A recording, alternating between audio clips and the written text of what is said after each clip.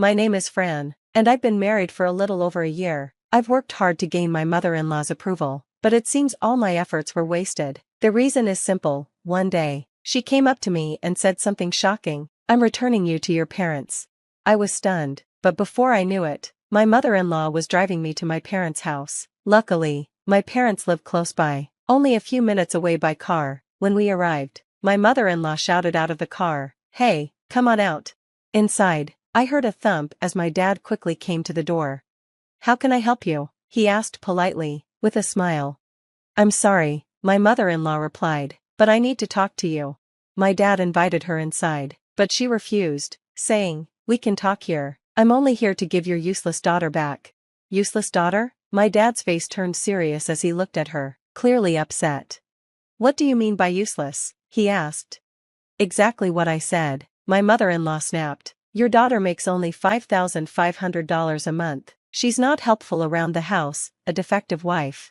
My dad's face darkened, and I feared he might lose his temper, but my mother-in-law didn't seem to notice and kept insulting me as if nothing was wrong.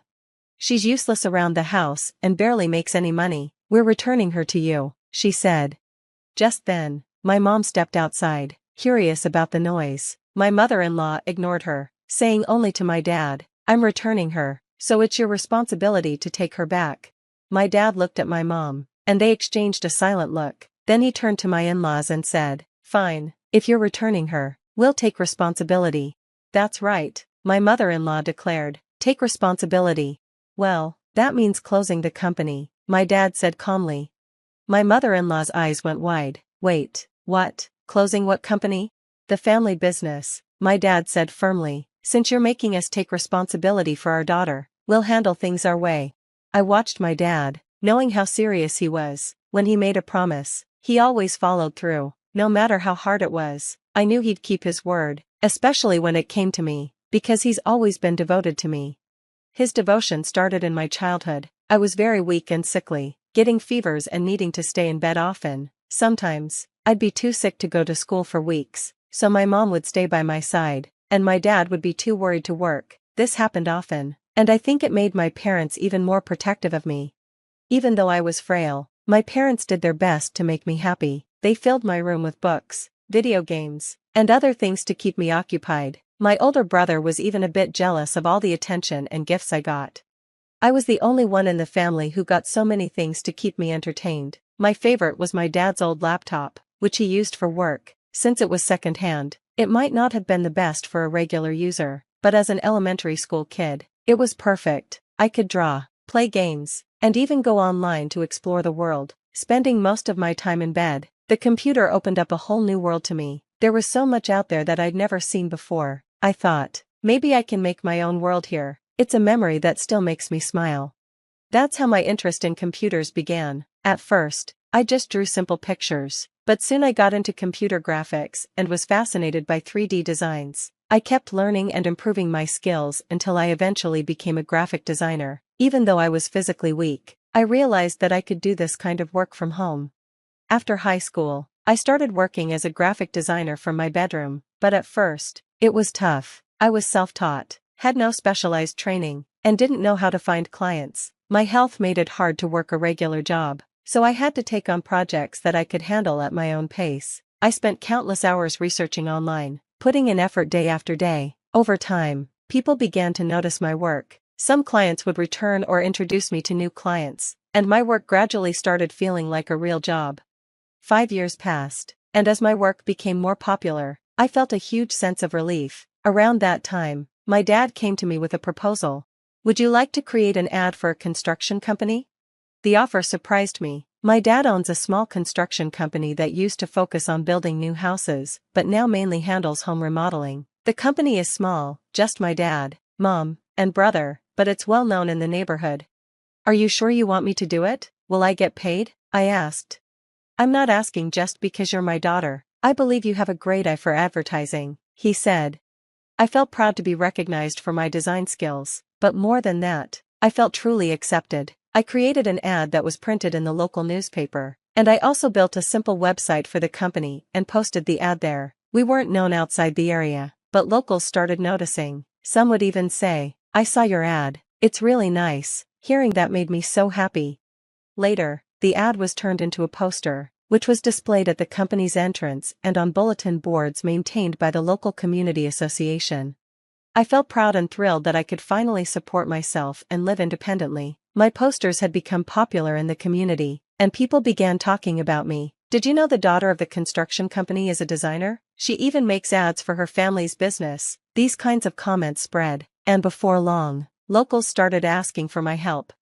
One day, an electrician from town approached my dad and asked if I could create an ad for his business. My dad said with a smile, "I'll ask Fran." This electrician was actually one of my dad's clients. His company handled everything from air conditioner installations to fiber optic lines and wiring. We often worked together on remodeling projects, so I was happy to help. I designed the ad and asked my dad to deliver it when it was ready. The electrician loved it and was so pleased that he even came to our house to thank me with a small, sweetly wrapped gift. But it wasn't the electrician I was used to, it was his son, Clark, who had come. He introduced himself. "Hi, I'm Clark. My father's the electrician." Clark had recently graduated from college and was helping his dad with the family business. "So, are you planning to become an electrician too?" I asked him one day, curious about his plans for the future. He chuckled and nodded. "Yeah, I think so. I'll probably take over the family business one day," he said, looking at me with a warm smile. "Guess that means we'll be seeing a lot of each other." His eyes held a hint of something more, and before I knew it, I was blushing. Then he added, "Not that I'd mind. I think you're pretty amazing." No one had ever said anything like that to me before, and I was both flustered and thrilled. We exchanged phone numbers, but this time, it was for us, not for any business. That night, I was so nervous and excited that I barely slept. After that, Clark and I started talking every day. We shared our routines, funny stories, and dreams. And those conversations quickly became my favorite part of each day. We soon started dating, though it wasn't always easy, since I often wasn't well enough to go far. Our dates were simple, short walks to the nearby park when I felt up to it, where we'd chat and laugh together. We didn't get to do the typical things, like going to a movie or having a long night out, and with Clark's busy schedule as an electrician, our plans were always subject to his work hours, especially during the peak seasons of summer and winter, but we made it work, staying close through our texts and calls, and our bond deepened with time. Eventually, we decided to get married, and a few years later, I moved in with Clark and his family. In the beginning, it felt like everything was falling into place. Clark's parents seemed understanding. My mother-in-law told me, "Just do what housework you can handle," and my father-in-law was considerate, only asking me for small favors when I had time. I truly thought we were going to have a warm, cooperative life together. But gradually, things shifted. One day, my mother-in-law asked, "Can you watch the store for me while I'm away?" I explained that I had my own work, but she insisted, "Just bring your laptop, you can work from the counter." Wanting to be helpful, I agreed, even though it took away time from my job. Soon, my father-in-law was asking if I could design a website for the store. "I'm not a professional," I said, but he assured me I'd be fine, so I took on that project, too, even though web design wasn't my strength. As weeks went by, the requests kept coming. My mother-in-law began expecting me to handle all the cleaning, cooking, and laundry. Running the store also became a regular part of my day. With each new responsibility, my graphic design work suffered, and my income dwindled. But since Clark was covering our expenses, I tried not to let it bother me. Even so, the stress wore me down. I was constantly exhausted and even started getting sick. One day, when I was too weak to get out of bed, I told my mother-in-law I needed a break. She looked at me and scoffed. "A fever? Just over this?" But she then sighed and told me to rest. I worried I might have offended her by refusing to work. Later, when Clark came to check on me, I explained everything, hoping he'd understand. He looked at me and said, "Why don't you just say no if it's too much?" I was stunned. "They're my in-laws, Clark. I can't just refuse," I explained, worried they'd resent me or even suggest a divorce if I did. But he only said, "You're an adult, you have to stand up for yourself," leaving me feeling even more alone. When I recovered, I continued doing as my in-laws asked, hoping my efforts would eventually earn their approval. One day, my mother-in-law suddenly asked, "Fran, how's your work going?" Thinking she was just making conversation, I told her I was still managing, though at a slower pace.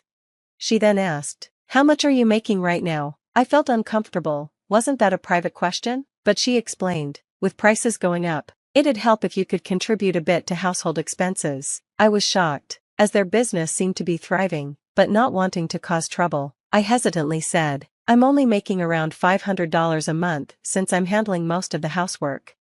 Her face flushed with anger. Only $500? And you're hardly doing any housework, she said sharply. I felt hurt and tried to explain that I did most of the cooking, cleaning, laundry, and managed the store. She ignored me and went to get my father-in-law. Minutes later, they both returned and announced they'd be returning me to my parents. I was stunned as they drove me to my parents' home and told my father they were sending me back. My father listened and then calmly replied, Fine, if that's what you want, I'll close my construction company. My in-laws tried to argue, but my father wouldn't back down. Frustrated, they finally left, calling me a useless wife and saying I wasn't welcome back. Heartbroken, I looked to my father, who gently said, Maybe it's time to consider a fresh start, Fran. Days passed, and I still hoped Clark might come for me, but all I received was a single message, let's get divorced. Shocked, I tried reaching out, but he never replied. His lawyer handled the rest, and I reluctantly agreed to the divorce terms. In less than a year, my marriage was over. Following this, my father closed his construction company as he had promised. Thankfully, my brother stepped in, reopening it under a new name and cutting ties with Clark's family. Rumors about my in-laws' treatment of me started circulating, and clients gradually drifted away from their business, choosing instead to work with the electricians partnered with my brother. Clark's family began to struggle as their reputation faltered, and soon they were losing clients altogether. My family and I saw it as justice for how they'd treated me. Then, one summer day, something unexpected happened. We received a call from a client, the air conditioner seems broken. My brother went to inspect it, only to find that someone had deliberately damaged the unit. He reported it to the police and replaced the unit, but soon, other clients experienced similar issues.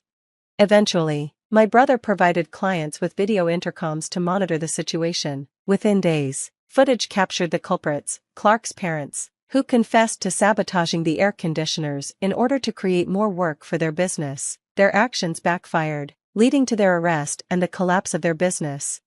Today, I'm focused on my own life. I work as a graphic designer and help at my brother's store, free from any in-laws' demands. My father, who retired, often checks on me with a concerned, "Are you okay? Do you need anything?" His support, though constant, is a reminder of how loved I am. I playfully suggested he help at the store if he was so concerned, and to my surprise, he agreed. Now, my father and I work alongside my brother, building a new chapter for our family. We've been through so much, but in the end, I'm surrounded by people who truly care for me, and for that, I'm grateful.